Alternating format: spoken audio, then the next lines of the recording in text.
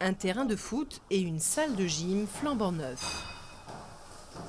Tout ceci n'aurait jamais été possible sans l'arrivée de dizaines de migrants à Sant'Alessio in Aspromonte.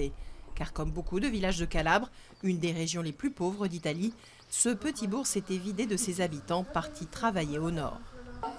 En 2013, Sant'Alessio a décidé de faire partie d'un réseau d'accueil de migrants en mettant notamment à leur disposition des appartements.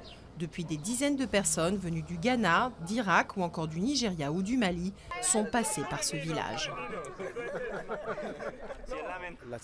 L'action que nous avons mise en œuvre est une action humaine et humanitaire. C'est la chose la plus importante. Ensuite, je ne cache pas que ce genre d'accueil des réfugiés et des demandeurs d'asile a des retombées importantes. Il y a plus de vie dans le centre de notre petit village. Des retombées économiques aussi.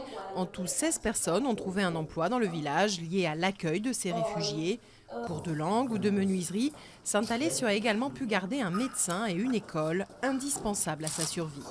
Un village à taille humaine, une chance également pour tous ces migrants souvent passés par de gros centres d'accueil d'urgence avant d'atterrir ici.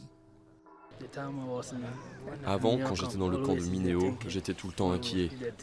Trouver à manger était un problème. Si vous aviez besoin de médicaments, c'était un problème aussi. Ici, vous appelez, il y a le médecin. Les habitants voient d'un bon œil l'installation de ces migrants et parce qu'ils l'ont eux-mêmes souvent vécu, ils comprennent les difficultés du déracinement. Antonio Sacca a passé 54 ans loin de chez lui, à Turin, où il travaillait. Ils se comportent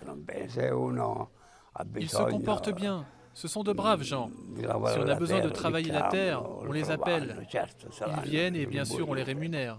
Ils se rendent utiles. L'État verse jusqu'à 45 € par jour et par personne. Sur ces 45 €, les migrants en touchent 4 par jour pour manger et un peu plus de 10 par semaine d'argent de poche. Le reste paie les loyers, les salaires et les services. Une bouffée d'oxygène pour le sud de l'Italie. 4 villages à proximité de Sant'Alessio ont d'ailleurs décidé de suivre son exemple.